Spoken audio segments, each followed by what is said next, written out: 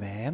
자, 마가복음 이제 두 번째 시간, 1장 9절에서 13절, 예수님의 세례와 시험이라고 하는 제목으로 말씀을 드리려고 합니다. 서론적으로 제가 드릴 말씀은 우리 TV 프로그램 알쓸신잡이라고 합니다. 그러니까 알아두면 쓸데없는 신비한 잡학사전이라고 해서 굉장히 이제 성공 히트한 프로그램이 있는데, 거기에 이제 정재승이라고 하는 카이스트 교수님이 나오셨어요. 이분이 이제 12발자국이라고 하는 이제 책을 쓰셨는데, 그 책에 보면 이런 내용이 있어요. 이제 이분이 이제 뇌과학, 이제 교육을 전공하신 분인데, 결핍이 없이 이제 욕망할 수 있는가, 결핍이 없이 성장할 수 있는가, 그 얘기를 다루고 있습니다. 결핍에 대해서. 결국에 이제 결론적으로 말씀드리면, 결핍 자체는 오히려 인간에게 있어서 굉장히 소중한 것이고, 그 결핍이 사람을 이제 성장시키고 이제 발전시킨다라고 하는 주제인데요. 재밌는 얘기가 그 책에 보면 이런 얘기가 있어요. 어느 날 이제 그 혼기가 차서 이제 자신의 이제 신부감을 아들이 데리고 왔다고 합니다. 아들이 이제 신부감을 딱 데리고 왔는데, 이 부모님이 이제 신부감이 마음에 안 드는 거예요. 그때 이제 그 부모님들은 이제 이들 사이를 갈라놓기 위해서 기를 쓰고 방해할수록 그들의 사랑은 더욱더 이제 타오른다는 것을 알아야 된다라고 얘기를 해요.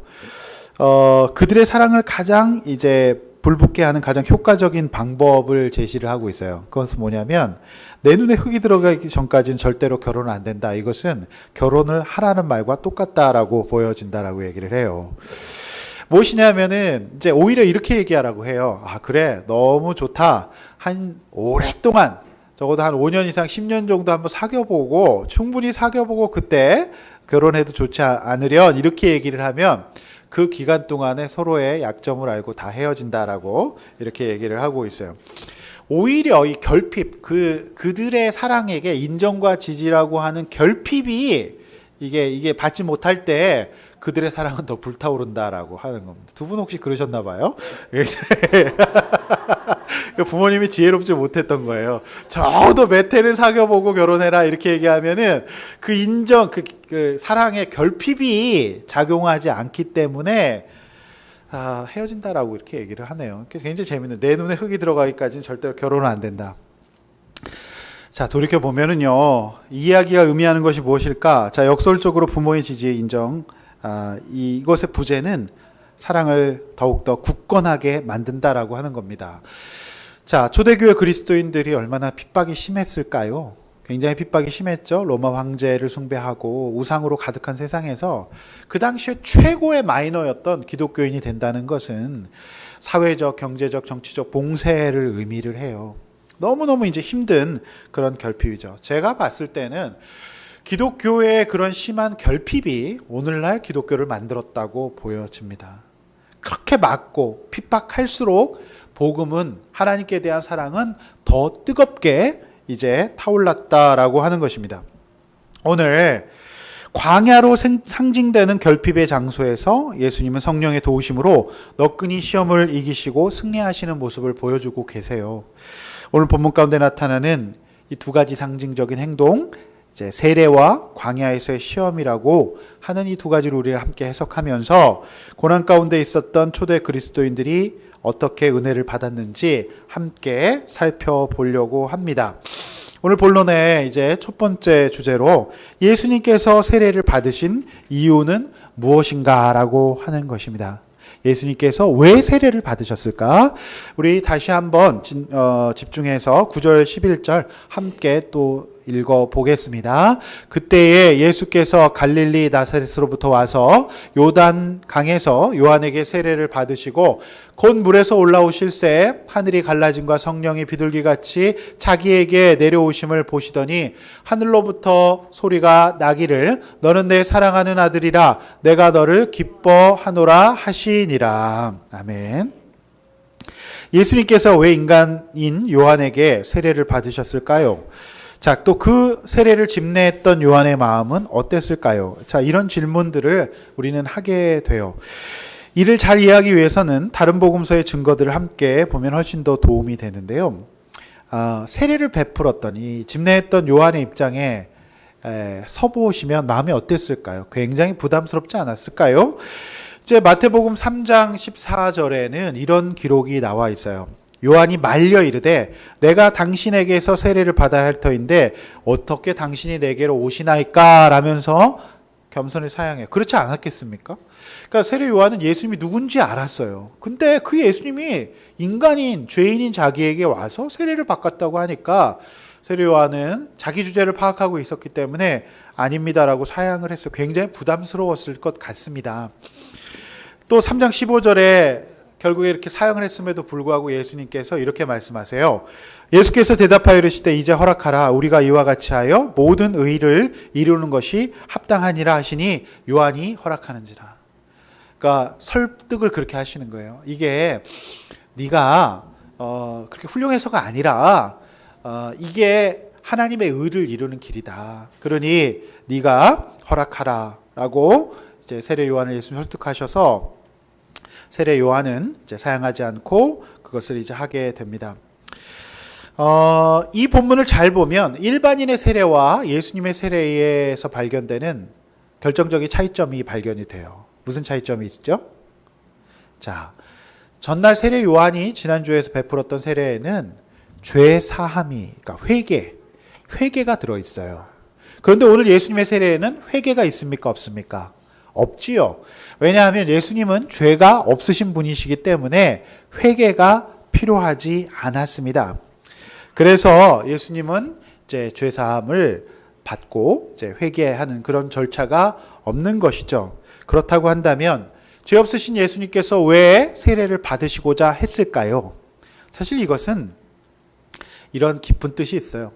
예수님 죄가 없으시지만 스스로 죄인의 모습으로 이 땅에 오셔서 내 죄는 없지만 백성들의 죄, 인간의 죄를 대신 지고 가시겠다라고 하는, 죄인이 아니지만 죄인의 입장에 서시겠다라고 하는 그러한 상징적인 의미가 있다라고 하는 것입니다. 예수님이 이때의 나이가 한 30세 정도로 보여집니다. 예수님이 이 땅에 오신 이유는 왕궁에 가서 왕이 되는 것도 아니고 이 세상 지도자들처럼 인정받고 성공하는 것도 뜻이 아니었어요. 예수님이 이 땅에 오신 이유는 죄인들을 살려내시겠다. 내가 저들의 죄를 대신 지고 대신 죽고자 하심을 나타내는 상징적인 이제 행동이었다라고 보여집니다. 이 세례라고 하는 것, 예수님이 이 땅에 오신 이유와 너무나도 이제 잘 부합이 되는 그런 영적인 이벤트가 바로 세례였고, 이 일에 세례 요한을 이제 동역자로 인정하신 것으로 보여집니다. 사랑하는 성도 여러분, 우리가 예수님의 세례식을 묵상하면서 우리가 무엇을 해야 될까요? 그것은 첫 번째로 두 가지인데요. 나를 위해 대신 십자가 달려 죽으신, 세례 받으신 그 예수 그리스도께 내 죄를 회개하고 아뢰는 거예요. 용서받지 못할 죄는 없습니다. 우리가 이 죄에 대한 죄책감이 끊임없이 우리 가운데 영적 성장을 방해하거든요. 네가 이렇게 죄인임에도 불구하고 하나님 섬길 수 있느냐, 봉사의 직분을 감당할 수 있느냐, 막 정죄를 하게 되거든요. 여러분, 오늘 예수님께서 바로 여러분의 죄를 위해서 대신 세례를 받으셨어요. 그러므로 주님께 우리의 연약함과 우리의 죄들을 아뢰시기를 바랍니다. 잘못된 방향성을 회개하시기를 바랍니다. 또한 하나는 나 같은 죄인을 위해서 대신 죽어주시고 살아나신 나의 주 나의 하나님, 그 예수님을 믿고 고백하는 것, 그리고 그 안에서 안심하시기를 바랍니다. 할렐루야. 공개적으로 예수님께서 우리를 위하여서 대신 세례를 받으심으로 말미암아 이제 너희가 그 안에 거하라고, 괜찮다라고 말씀하시는 것입니다. 그러므로 여러분, 저는 세례 요한의 입장을 한번 생각해 봤어요. 이 세례 요한이 이제 직분을 받고 이제 세례를 베풀었지 않습니까? 그러면 세례 요한이 이제 겸손이었고 믿음이 없었다면 어떨까요? 내가 예수님을 세례를 베풀었다라고 하는 어떤 자부심과 어떤 교만이 또 올 수도 있지 않았겠는가 싶은 생각이 듭니다. 사실 세례 요한만큼 인정받고 칭찬받는 그런 사역자가 많이 없는데요. 예수님 시대 이후에 많은 사역자들이 하나님의 쓰임을 받았지만 이 세례 요한처럼 겸손하게 살아갔던 사람들이 많지 않은 것을 봐요. 즉 하나님의 일들을 감당하는 사역자들 또 평신도 지도자들 모든 사람에게 필요한 자세는 내가 예수님을 세례를 줄 만해서 즉 내가 무슨 양육을 하고 설교를 할 만해서 내가 그 일을 하는 게 아니라는 태도를 늘 인정하셔야 합니다. 그렇지 않습니까? 제가 아까 일부 예배 때도 고백했지만 제가 목사의 직분을 가졌다고 해서 제가 갖고 있는 직분과 하는 일이 곧 저의 영적 상태를 의미하지는 않아요. 진짜 겸손해야 됩니다. 정말 하나님 앞에 더 회개해야 합니다. 그런데 정말 이제 막 교회가 굉장히 커지고 유명해지고 막 이러면 이 세례 요한의 자세를 잊어버리는 저 같은 사역자들 많이 보게 되거든요. 그러니까 그 마음을 하나님 앞에서 잃지 않아야 할 줄로 믿습니다. 동시에 우리가 연약하고 부족하지만 세례 요한과 같이 이제 예수님의 세례를 감당할 만한 영적 상태가 안 되지만 주님께서 하라고 하신 일은 우리가 부담스럽지만 순종해 주는 그런 자세 또한 필요합니다. 그러면서 하나님 내가 너무나 다 준비가 되고 훌륭해서 그런 일을 시키시는 것이 아니라 합력해서 의를 이루라고 말씀하시니 내가 그 일을 순종하겠습니다 라고 오늘 순종하는 것이 굉장히 중요합니다. 오늘 그래서 우리 선윤이가 교사를 하는 거 굉장히 세례 요한적인 행동이에요. 예. 아직 대학교 1학년이 무슨 믿음이 또 있겠습니까? 그래도 우리 어린아이들 함께 안아주고 교사를 하는 거 굉장히 소중한 일이라고 믿습니다. 할렐루야. 청소년부 목장 보고서가 이제 예배가 시작되면서 다시 또 이제 올라왔는데 이런 보고서가 올라왔어요. 사실 이제 한국교회 주일학교를 망치는 가장 확실한 방법은 주일학교 선생님들이 나누지 않고 가르치기만 하시면 돼요. 나는 선생, 너는 학생, 너는 들어야 되고 나는 너한테 굉장히 훌륭해서 본이 되는 사람이야 라고 이렇게 가르칠 수가 있어요. 그러면 기독교 교육은 일어나지 않습니다. 세례 요한의 마음으로 교사를 하면 어떻게 해야 되죠? 보고서에 보니까 아이들이 막 이제 너희도 목표는 뭐니 삶을 나눴는데 애들의 이제 삶의 목표가 별로 분명하지는 않았던 것 같아요. 그러면 선생님께서 오늘 너희가 이제 회개할 것은 무엇이니 물어보니까 우리 아이들이 회개할 부분이 별로 딱히 떠오르지는 않아요. 그래서 제가 제일 싫어하는 단어가 딱히라고 하는 단어인데요. 우리 아이들이 뭐 할 말 없으면 딱히 뭐 그래요. 그래서 정말 저는 그 말을 꼭 고쳐주는데 선생님께서 이렇게 얘기해요. 선생님은 회개 안 할 부분이 없는 별로 그런 것이 없는 죄 덩어리인 것 같아 이렇게 나눴다는 거죠. 그래서 저는 굉장히 상징적인 나눔이라고 생각돼요. 칩니다. 우리가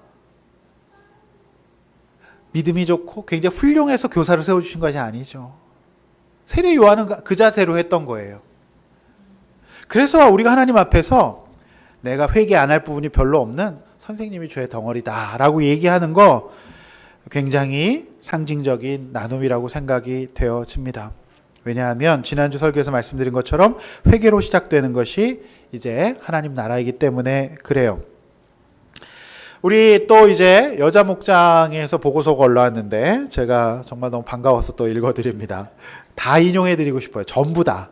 근데 이제 하나만 좀 인용해드리면 내 자녀를 노엽게 하지 말라는 것을 지키지 못했다. 내 자신에 대한 연민이 크고 힘들었기 때문에 자녀들에게 불안함과 다툼을 보였던 것 같다. 그런 상황에서 아이들과 잘 지냈어야 되는데 그렇지 못했다. 이렇게 나눠주시면서 유아 세례식을 볼 때마다 많이 울었는데 우리 아이들에게 그렇게 살아주지 못하고 아이들을 노엽게 했다는 것, 아이들 앞에서 남편에게 순종하지 못했던 것이 마음 아프다. 이렇게 나눠주셨어요. 그래서 청년부에서 이제 아들이 아빠가 조금씩 변화되는 것을 보니 좋다라고 이렇게 본인의 어머니의 죄들을 나눠 주셨어요. 또한 이제 두 부목자님의 나눔인데요. 한 부목자님은 이제 남편보다 먼저 신앙생활했고 좀 더 믿음이 있다는 교만이 있었는데 이제 시월드가 없고 대기업에 다니는 남편의 조건이 괜찮아서 결혼했는데 신혼 초부터 시작된 이제 아픔으로 매사에 예민하고 화가 많은 남편 보면서 이제 속이 많이 상하셨다는 나눔을 하셨어요. 그런데 이제 지금은 이제 아둘람 교회로 인도오면서 남편이 수요예배 공여배를 참석하려고 하는 마음 주셔서 감사하고요. 이제 예목이 시작되는데 이번 텀에 하지 않고 다음 텀에 하려고 했는데 복음을 잘 전하기 위해 준비하고 회개하고 겸손하려는 마음으로 이번 예목 훈련을 잘 감당하겠다라고 하는 나눔을 적어 주셨어요. 그죠? 네. 두 부목자님의 나눔 둘 다 세례 요한의 마음이 있다고 보여집니다. 이 보고서의 의미는 굉장히 중요해요. 자, 우리 교회가 작지만 대한민국에서 세례 요한과 예수님의 농역과 같은 겸손과 죄의 고백이 전제된 공동체는 그리 많지 않을 것으로 보여집니다. 감사한 일이라고 생각됩니다. 교회 직분자가 일에만 매달리고 자신의 연약함과 죄 그리고 겸손하지 못할 때 교회는 이제 비둘기처럼 성령의 은혜가 내리는 것을 보지 못할 줄도 몰라요. 오히려 비둘기처럼 화와 다툼이 임할지도 모릅니다. 지질한 간증을 무시하거나 이런저런 이야기를 할까, 왜 저런 이야기를 할까라고 생각하는 것은 정말 큰 교만으로 보여집니다. 오늘 예수님의 세례를 보면서 예수님이 왜 굳이 인간인 세례 요한에게 세례를 받으셔야 하나, 이거 뭔가 좀 급이 안 맞는 거 아닌가, 이런 생각. 심지어 저는 그런 생각이 들어요. 어떤 성도님은 나 같으면 안 받겠다, 이렇게 보실 수도 있을 것이라는 생각을 했어요. 정말 그런 분들은 꼭 세례를 받으셔야 합니다. 네. 아직도 인생을 겸손과 내가 죽을 수밖에 없는 세례가 필요한 죄인이라는 것을, 영적인 겸손이 없는 분들, 세상적 명예와 체면으로 사시는 분들은 오늘 예수님의 세례가 주는 의미를 깊이 잘 묵상해야 될 줄로 믿습니다. 할렐루야. 오늘 10절 11절에는 예수님의 일련의 행동을 기뻐하시는 하나님의 반응이 나타나요. 이걸 얼마나 하나님께서 기뻐하셨냐면, 이 자신의 뜻이 온전히 이 땅 가운데 드러나는 것이 하나님의 가장 큰 기쁨이었어요. 그래서 현실 속에서 증표를 보내주세요. 자, 하늘이 갈라진과 같이, 자, 성령이 비둘기같이 자기에게 내려오는 것을 보여주셨어요. 자, 우리 비둘기 하면 생각나는 게 뭐죠? 창세기에서 노아의 방주에서 사용되었던, 밖에 땅이 말랐는지 안 말랐는지를 볼 수 있었던 그것이 비둘기 아니었습니까? 즉, 이 일을 통해서 예수님께서는 내가 옴으로 말미암아 다시 노아의 시대처럼 새로운 창조를 하시겠다, 새로운 시작을 해 주시겠다라고 하는 상징적인 어떤 이벤트가 바로 이 비둘기 사건이었다라고 보여집니다. 할렐루야. 사랑하는 성도 여러분, 그래서 이 예수님의 상징적인 행동이 굉장히 중요한 거예요. 어떤 상징을 가지고 있느냐, 굉장히 중요한 것입니다. 하나님이 가장 기뻐하시는 것은요, 자신의 뜻을 온전히 이루어지는 거예요. 그래서 예수님이 이 땅에 오셔서 세례를 받으심으로 자신이 이 땅에 온 이유를 만천하에 드러내시는 이 사건을 보시고 하나님은 너무나도 기뻐하셨고, 자신의 뜻을 모든 사람들이 볼 수 있도록 성령을 마음껏 부어주셨다라고 하는 것입니다. 아멘. 그래서 하나님이 정말 기뻐하시는 것은 우리가 하나님의 뜻과 상관없이 살다가 정말 돈을 많이 벌어서 헌금을 많이 하는 거 하나님 기뻐하실까요? 그렇지 않습니다.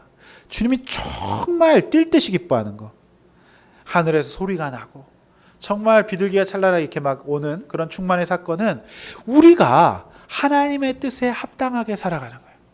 작은 상징적인 행위라도 그렇게 하며 살아가는 것을 하나님은 굉장히 기뻐하신다라고 하는 겁니다. 할렐루야. 제가 굉장히 놀라운 기사를 하나 봤는데요. 옥수동에 그 옥수중앙교회라는 교회가 있어요. 그 교회에 이제 금호동 옥수동에 독거하시는 어르신들이 많으세요. 근데 이 어떤 권사님이 교회를 오시다가 안 나오시는 거예요. 그래서 보니까 혼자 계시는 독거하시는 이제 성도님들이 그냥 소천하시는 거예요. 그래서 이거를 막기 위해서 그 옥수중앙교회에서 2003년부터 그 어르신들한테 우유를 배달해 드리는 일을 했어요. 그래서 이게 이제 우유가 없어지면 이게 건강하시구나 하는데, 우유가 쌓이면 위험하구나 아시고서 그분들이 이제 신방하고 건강들을 돌봐드리는 일들을 지역사회에서 하셨다는 거죠. 그런데 여러분, 가끔 우리가 우리나라 배달의 천국 아닙니까? 여러분, 배달의 민족이라고 하는 그 어플이 있어요. 거기 이제 배달의 민족. 그런데 그 회사에서 자기가 제일 잘할 수 있는 게 배달이기 때문에 그 우리가 돕겠습니다 해가지고 그 교회에서 하는 일에 배달의 민족 어플에서 한 200억 정도를 후원했다 그래요. 굉장히 많아요. 그래서 지금 강북 지역의 산동네에 어려우신 독거 분들에게 배달의 민족 라이더가 직접 이제 우유를 배달해 주는 거예요. 그래서 라이더들이 우유가 쌓여있다 그러면 교회를 연락하면 목사님, 전사님이 가서 신방하도록 이렇게 이제 공조하는 체제를 만들었어요.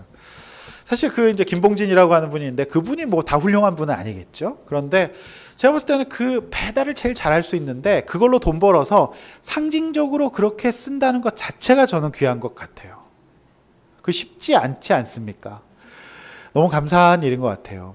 여러분, 그래서 그 회사가 어떻게 됐냐를 보니까요, 정말 하나님께서 그래도 그 조그만 상징적인 행위로 기뻐하셨다는 게 보여지는 게, 이 회사가 이제 그 투자를 많이 받아갖고 막 골드만삭스 뭐 이런 데서 투자 받고 2017년 네이버까지 가세해갖고 투자액이 1,500억 원에 육박하는 가치를 인정받고 있다고 생각해요.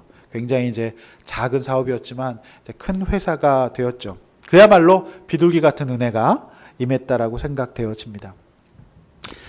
여러분, 제가 아까 이제 우리 일부 예배 때 아이들에게 벤츠라는 차와 BMW라는 차가 있으면 어떤 차를 타겠냐 그러니까 우리 예서가 신박하게 맞춰서 BMW 타겠대요. 근데 제가 BMW 얘기를 하려고 그러는데, 여러분, BMW의 자동차의 휠을 보면 다른 메이커에 비해서 BMW 휠이 금방 까매집니다. 그러니까 바퀴 안에 있는 휠. 왜 까매질까? 그래서 어떤 사람이 BMW 엔지니어한테 물어봤대요. 왜 BMW 휠은 까매집니까? 금방. 그러니까 거기서 얘기하는 게, 자동차 라이닝, 브레이크를 잡은 라이닝이 닳아지는데 그때 날리는 가루가 환경을 오염할 수 있기 때문에 휠에 그 라이닝 가루가 달라붙을 수 있도록 설계를 했습니다. 그렇게 얘기를 했대요. 뭐 그 회사가 뭐 나쁜 짓도 많이 했죠. 우리나라 대배랑 또 리콜 사태가 막 벌어지고 했지만 어쨌든 그런 사소한 작은 상징 하나가 명품을 만들어 가는 것이 아닌가, 그런 생각을 했어요.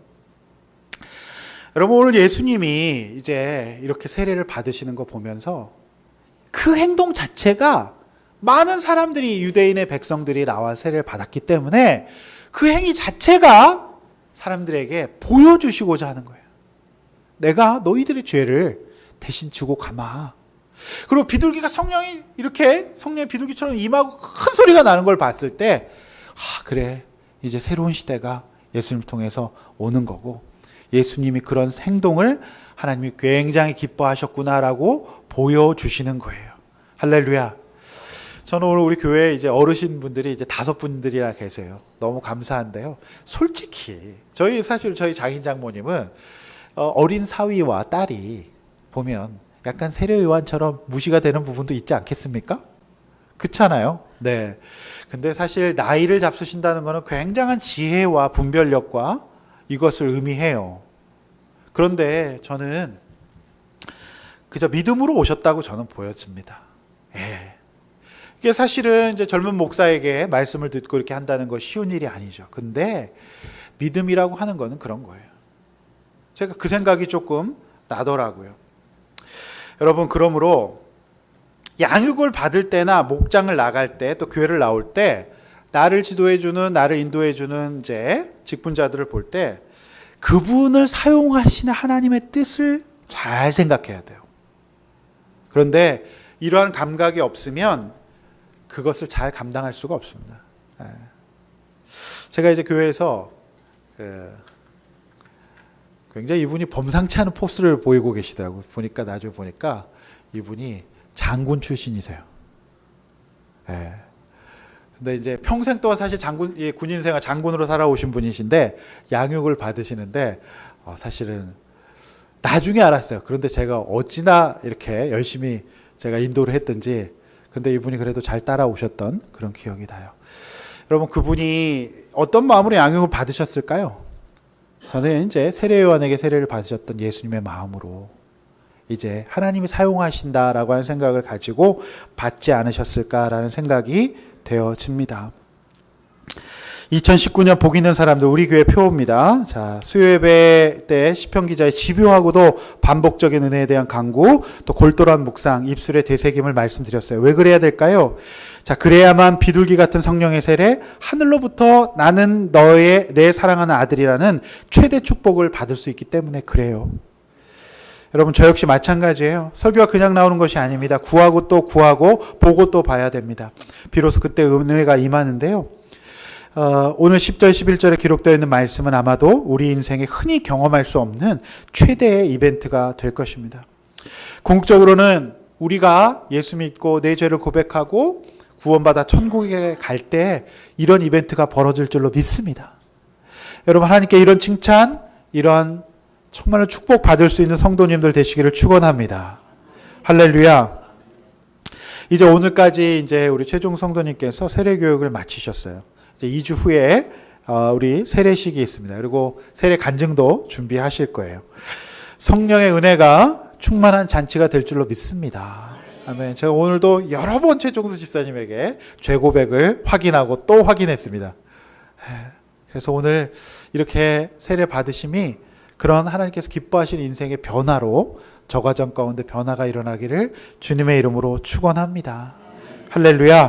이렇게 한번 나눠보십시오. 새해 예수님처럼 주변의 시선과 불편을 감수하고 해야 할 상징적인 행동은 무엇일까요? 네. 우리가 멀리서 예배를 나오고 또 하나님 앞에 세례를 받고 예배를 드리는 거 굉장히 상징적인 행동입니다.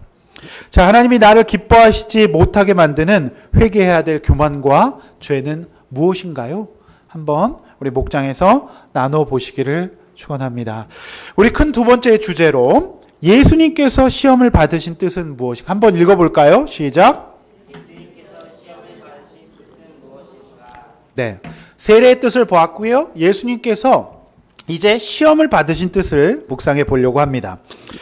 자, 성령이 인도하신 곳은 어디? 그렇게 임했던 강력한 성령의 충만함으로 예수님께서 가신 곳은 어디였죠? 놀랍게도 그것은 광야였어요. 광야는 구약에서 저주의 장소고요. 버림받은 장소이기도 해요. 왜 예수님께서 이곳으로 인도받으셨을까요? 이 또한 놀라운 상징을 가지고 있어요. 존 팀버라고 하는 탁월한 학자는 이 본문을 이렇게 해석하는데요. 예수께서 들짐승과 함께 계셨다는 것은 예수가 사탄을 무너뜨리시고 다시 에덴 동산 낙원을 회복함으로써 사람들이 짐승과 함께 살 수 있게 된 것을 상징하고 있다는 것입니다. 매우 설득력 있는 주장이라고 보여집니다. 자, 인간의 죄로 인하여서 회파되고 망가져 버리고 더 이상 짐승이 인간과 어울려 살 수 없는 망가진 죄로 인하여서 쫓겨난 에덴 동산의 회복이 바로 예수 그리스도의 오심으로 말미암아 이제 가능하게 될 것이라는 상징적인 행동이 예수께서 광야에서 시험을 받으시면서 들짐승과 함께 거했다라고 하는 말씀으로 이해할 수가 있습니다. 마가복음은 예수님께서 받으셨던 시험의 내용은 기록하고 있지 않아요. 그런데 이 동일한 말씀을 기록하고 있는 마태복음 4장에 보면 예수님이 감당하셨던 시험의 난이도가 보통이 아니었다는 것을 알 수 있어요. 40일 동안 광야에 계셨는데 거기서 40일 동안 금식하셨어요. 여러분 금식 며칠까지 해보셨습니까? 믿으실지 모르겠지만 제가 일주일 금식을 해본 적도 있어요. 좀 금식을 시키시고 싶으시죠? 네. 그런데 그 40일을 줄이신 예수님께 사단이 어떤 시험을 하냐면 첫 수많은 돌들을 보면서 저 돌들을 떡덩이가 변하게 하라고 얘기했어요. 예수님은 그런 능력이 있으신 분이었거든요. 근데 예수님이 그것을 말씀으로 승리하세요. 자, 마태복음 4장 3절에서 4절 말씀 한번 읽어보도록 하겠습니다. 예수님의 시험의 난이도가 어느 정도였는지 읽습니다. 시작. 시험하는 자가 예수께 나와서 이르되 내가 만일 하나님의 아들이여든 명하여 내 이 돌들로 떡덩이가 되게 하라. 예수께서 대답하여 이르시되 기록되었을 때 사람이 떡으로만 살 것이 아니요 하나님의 입으로부터 나오는 모든 말씀으로 살 것이라 하였느니라 하시니. 이것은 신명기 8장 3절의 말씀으로 이제 승리하시는 것을 볼 수가 있어요. 그래서 성령 충만하다는 것은 막 기도만 하는 것도 아니고요. 말씀이 함께 가는 것이 성령 충만이라는 것을 우리가 잘 알 수 있습니다. 여러분, 성령님은 도대체 어디다 쓰임 받는 것일까요? 우리가 왜 성령의 충만함을 받아야 할까요? 저는 이 예수님의 상징적인 행동, 성령의 충만함, 더 없는 성령의 충만함을 받으시고 예수님이 가셨던 곳이 광야에서 들짐승과 함께 거했다는 것. 이것 자체가 우리에게 굉장한 상징적인 행동이라고 보여집니다. 즉 성령님의 효용은 뭐죠? 하나님의 뜻을 이루고 이 광야에서 잘 살아가도록 하는 것이 성령님의 본질적인 기능이라는 겁니다. 할렐루야. 여러분, 우리가 성령님을요 무슨 알라딘 램프처럼 내 필요와 도움을 막 간구하는 것으로 사용할 수 있는데 성령님은 전혀 그런 것이 아니에요. 성령님은 로또를 사고 그 번호가 맞춰지기를 소원하는데 사용하는 것도 아니고 시험 공부 안 한 학생이 시험에서 잠깐 본인이 본 것에서 시험이 나오기를 바라는데 사용하는 것도 아닙니다. 성령은 충만해진 성령은 강야와 같은 삶을 바꾸는데 또 들짐승과 함께 같이 살아가는데 역사하시는 것이 성령의 본질이에요. 할렐루야. 사랑하는 성도 여러분, 광야로 상징되는 인간의 건조한 삶 가운데 예수님이 오셨어요. 그리고 성령의 능력으로 그 땅을 회복시키십니다. 물론 시험이 없을 수는 없어요. 다시 예수님이 오시기 전까지 그 종말의 때를 맞이하기 때까지 사단이 활동하기 때문에 그렇죠. 서로에서 말씀드렸던 알스 신잡의 정재승 교수는 이런 얘기를 해요. 가장 큰 교육의 문제는 우리 아이들 가운데 결핍이 없어지는 거라고 얘기를 하고 있더라고요. 놀랍지 않습니까? 여러분, 저는요, 우리 아이들이 왜 공부를 그렇게 싫어하느냐. 이분은 그렇게 얘기해요. 모든 아이들이 미리 다 선행학습을 다 시켜버려요. 그래서 우리나라 아이들은요, 공부는 재밌고 유익하고 즐거운 것인데 지금의 교육은 내 이제 졸업만 해봐라. 졸업하면 내 절대 공부는 하지 않을 거다. 라고 하는 다짐을 하는 학생들을 배출하는 곳이라고 얘기를 해요. 사실은요, 공부는요, 못해서 한이 맺히면 정말 미치도록 하고 싶은 게 공부라고 얘기를 해요. 우리 어르신들이 학교를 못 다니신 어르신들 보면 그 나이에 그렇게 삐뚤빼뚤 막 한글을 쓰시려고 하시는 거 보면 여러분 그 공부에 대한 결핍이 얼마나 큰 동기부여를 마련하는지를 알 수가 있습니다. 아멘. 여러분 초대교회 교인들에게 예수님께서는 지금 말씀하시는 거예요. 너네도 지금 예수 믿어서 굉장히 나처럼 광야처럼 힘들지 않느냐. 정말 저 말도 되지 않은 로마의 군병들에게 들짐승 같은 자들에게 정말 처바치고 목숨을 잃고 그렇게 살지 않느냐. 그런데 얘들아, 너희들에게 내가 은혜를 줄 테니 나도 너희와 같이 은혜 받고 성령 충만하여 광야에 나와서 줄이고 목마르고 이 정말 너무 큰 시험을 이겨냈다는 것을 보여주심으로 말미암아 반드시 너희는 이 결핍이 너희에게 유익하고 선하게 작용할 것이라고 오늘 상징적으로 말씀하고 계시는 것입니다. 할렐루야. 아멘. 사랑하는 성도 여러분, 성령 충만은 광야를 잘 살아가기 위해서 필요한 것이에요. 정말 많은 사람들이 성령 충만은 만사형통과 무병장수의 길이라고 생각하는데요.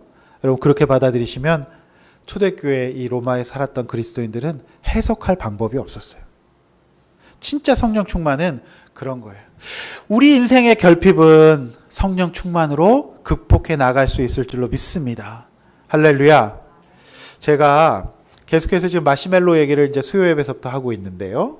굉장히 중요한 이야기가 있습니다. 컬럼비아 대학교 심리학과 월터 미셸 교수팀이 4살에서 5살 어린이들에게 이제 이렇게 했어요.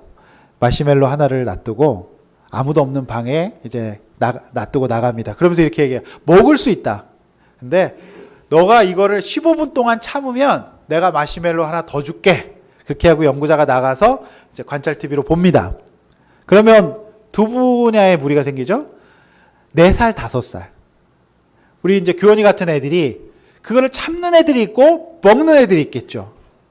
그래서 연구자가 그 이후에 그 아이들이 어떻게 됐는지를 추적 관찰을 몇십 년 동안 해보니까 15분의 그 광야와 같은 시험, 예수님이 받았던 시험하고 똑같은 거잖아요.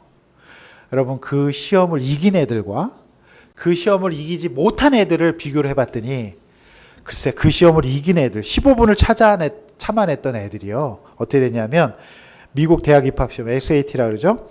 평균 점수 200점의 애들이 더 높았대요.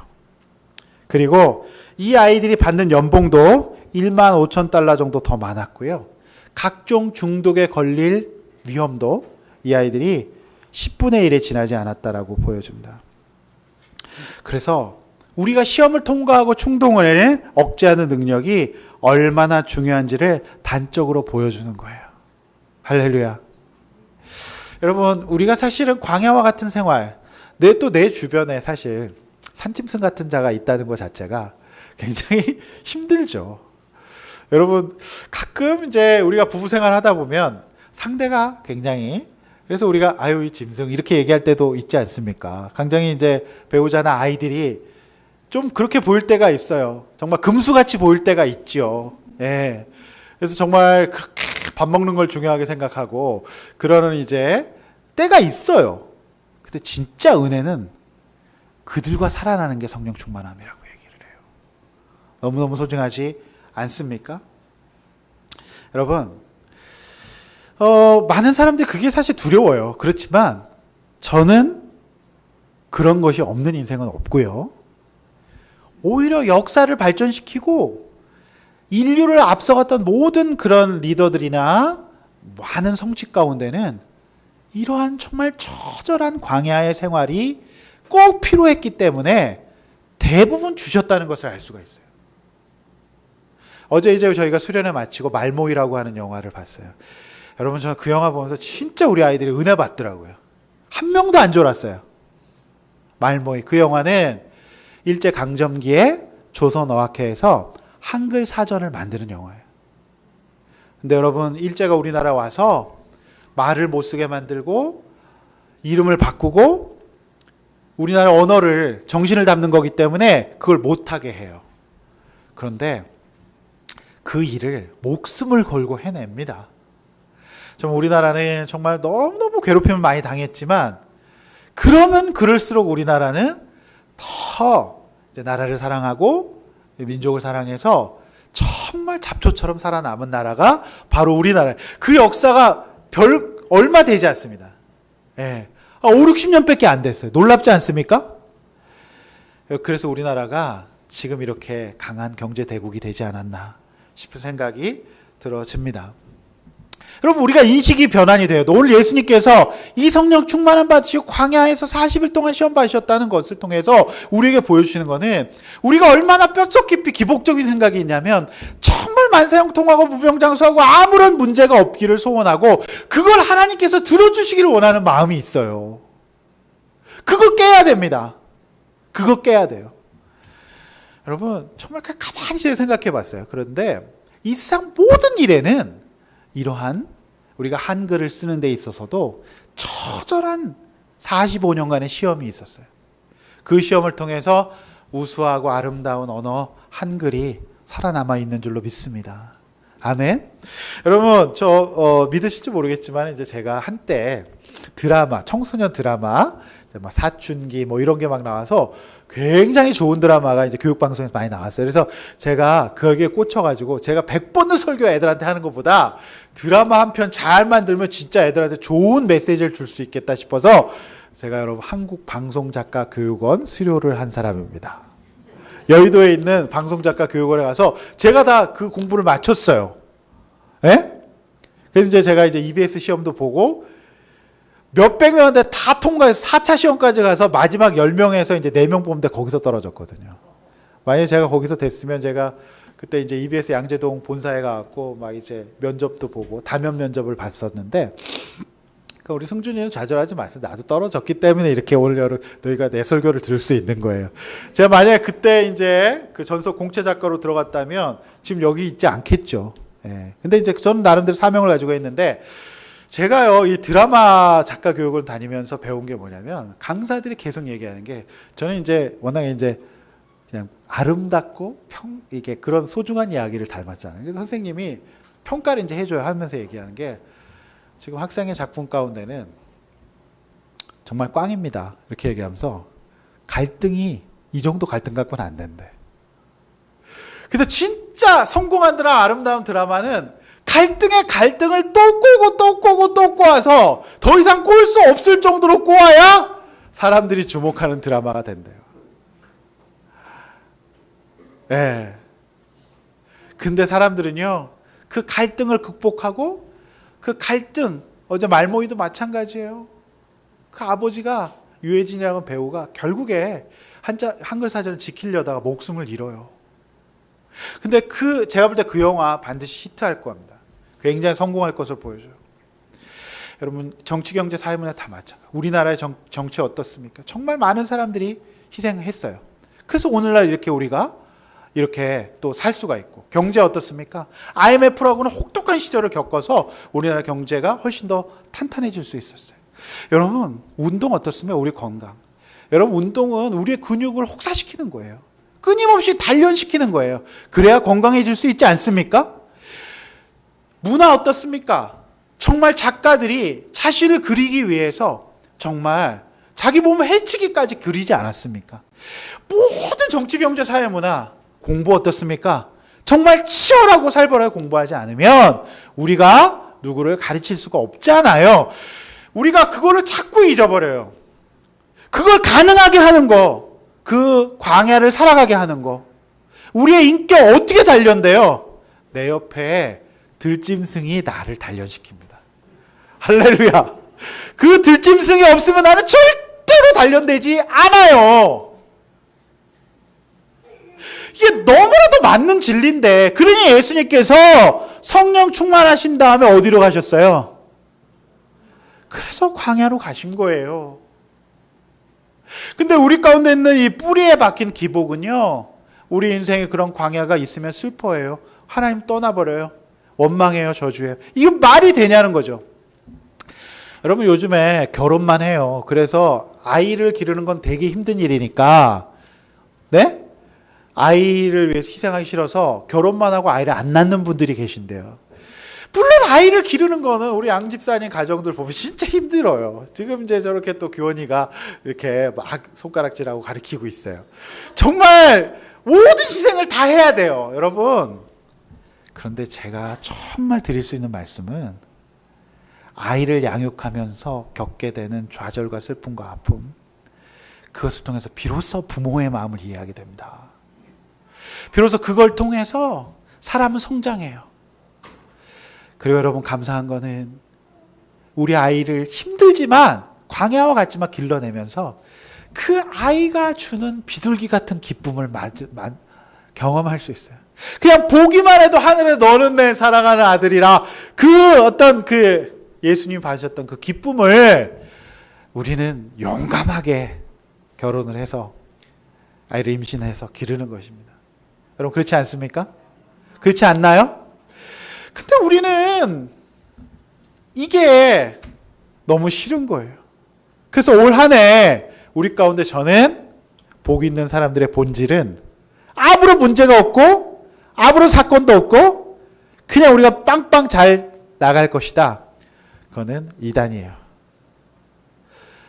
그럼에도 불구하고 우리가 그 고비들을 넘어가고 주의 은혜로 해석하고 승리하는 거, 그러면 들짐승 같은 우리의 자녀들을 잘 양육해 나가는 거, 저는 이것이 성령 충만의 본질이라고 생각합니다. 할렐루야. 여러분, 정말 그 갈등 없는 드라마가 있을 수 없잖아요. 그럼 제가 제일 좋아하는 영화는 이제 포레스트 검프라고 하는 영화예요. 너무너무 감동이에요. 그 영화 보면. 여러분, 그 영화 보면 이 친구가 걷지 못하는 장애가 있었어요. 사람들에게 놀림을 받고 괴롭힘 당했어요.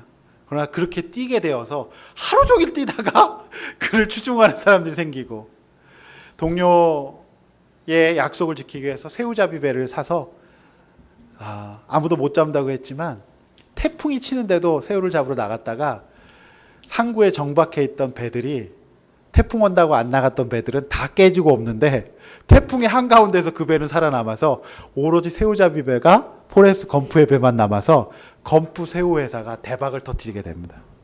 할렐루야. 네. 저는 그 갈등의 드라마가, 사실 그 영화 거의 제가 볼 때는 거의 기독교 영화에 가까워요. 검프가 그것을 극복하는 내용을 잘 보여주고 있습니다.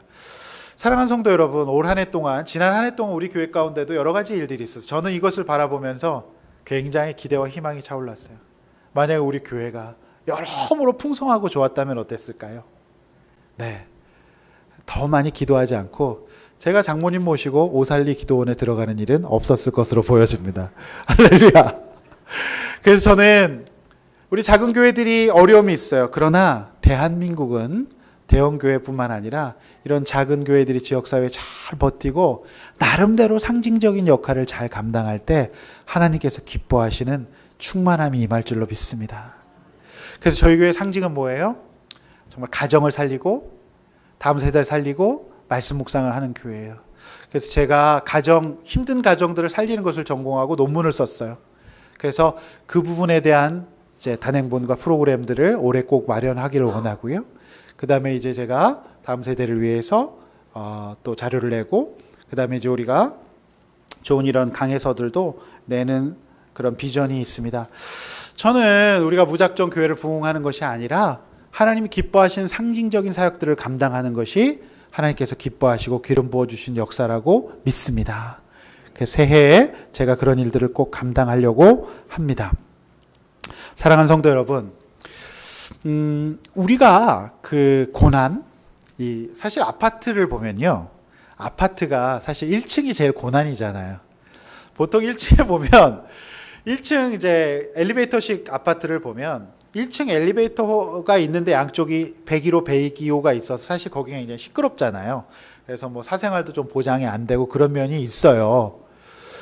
그래서 요즘 제가 굉장히 주목하고 있는 작가가 이제 박용우라고 하는 관점 디자이너가 있어요. 그래서 관점을 이제 바꾸라는 그 내용을 보면 우리 김영진 집사님 집이 그렇게 돼 있더라고요. 사람들이요, 항상 1층은 애물단지, 그래서 사실 가격도 좀 싸고, 그 다음에 이제 이렇게 좀 사람들이 별로 싫어하잖아요. 그 1층이라는 것을 어떤 사람이 그렇게 봤대요. 1층이 그렇게 과연 나쁜 건가? 그래서 어떤 이 건축가가 1층을 입구를 좀 더 낮게 지하로 파가지고, 그러니까 지하에서 입구로 들어가고 1층에 이제 앞에 이제 뜰을 옵션으로 정원으로 제공을 하면서 1층 아파트가, 어떤 아파트 같은 경우에는 정원도 쓸 수 있고 프라이버시도 되게 좀 낮게 파가지고 이제 1층이 더 아파트 값이 오르는 그런 일이 있었다라는 거. 그러니까 1층을 새롭게 보면 조금 더 파고 이렇게 해서 안으로 들어갈 수 있도록 해주면 될 건데, 그 관점을 제시한 사람들이 비교적 최근에 생겼다라고 하는 거예요. 네. 그래서 어제 보니까 그렇게 돼 있더라고, 그 집이. 네. 희한하죠? 근데 그걸 왜 생각하지 못했을까요? 네. 그래서 이 정원도 줬어요. 자, 우리 인생의 1층과 같은 환경 있을 수 있어요. 그러나 그것을 관점을 새롭게 보아서 오히려 그것을 정원으로 활용하실 수 있는 여러분 되시기를 축원합니다. 할렐루야. 사랑하는 성도 여러분, 올해 우리 가운데 어떤 어려움이 있더라도 주님께서는 우리와 함께 하시고 너끈히 이기게 하실 줄로 믿습니다. 그렇게 하기 위해서 성령 충만해야 할 줄로 믿습니다. 여러분, 이렇게 한번 나눠보십시오. 성령 충만은 만사형통이 아니라는 것을 믿습니까? 그리고 성령의 충만으로 잘 살아내야 할 내 광야와 같은 환경과 시험은 무엇인지 우리 함께 또 나눠보시기를 원합니다. 성령 충만으로 잘 살아내야 할 내 광야와 같은 환경과 시험은 무엇입니까? 이제 말씀을 맺겠습니다. 예수님은 세례와 시험을 통해서 자신이 이 땅에 오신 이유를 정확하게 알려주셨어요.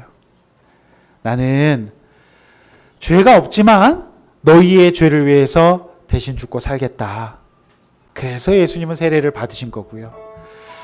예수님은 우리의 인생의 본질을 사실은 광야와 같다고 정의하신 것 같아요. 성령 충만하시고 그렇게 최고의 인정과 칭찬을 받으시고 예수님은 광야로 가셨어요. 성도 여러분, 우리 가운데 어려움이 없는 인생, 들짐승이 없는 인생은 없어요.